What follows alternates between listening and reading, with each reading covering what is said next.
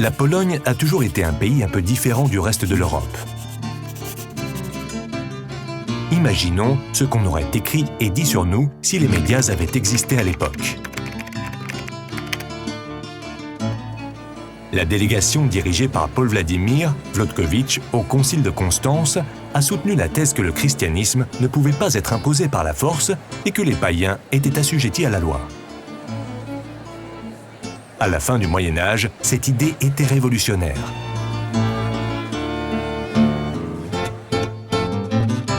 C'est en Pologne où a été introduit le privilège interdisant la détention en prison sans ordonnance du tribunal 250 ans avant la fameuse loi anglaise Habeas Corpus Act.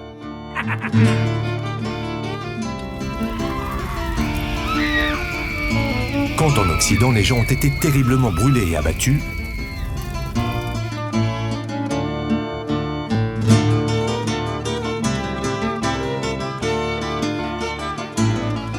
en Pologne, il y a eu la tolérance religieuse.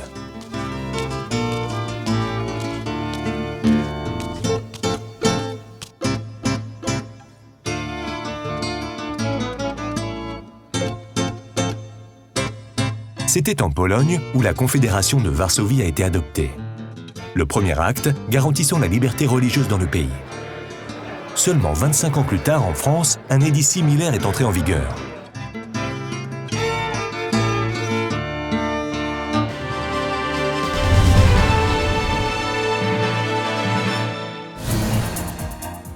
Au moment où en Occident il y avait de la tyrannie, en Pologne, la noblesse a élu le roi à l'élection générale.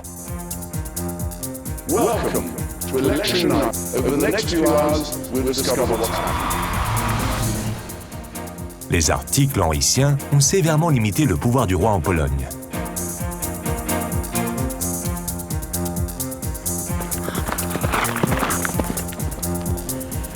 « 200 ans plus tard, ce document a été utilisé par les pères fondateurs des États-Unis en construisant leur propre système politique.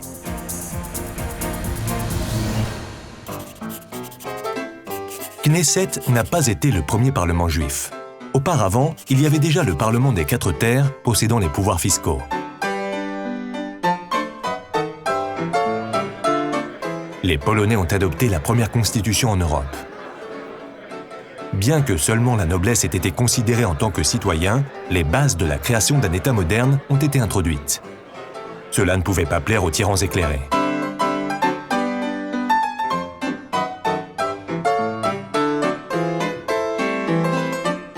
La Pologne, après sa renaissance, est déjà entrée dans l'avant-garde des pays qui ont accordé le droit de vote aux femmes.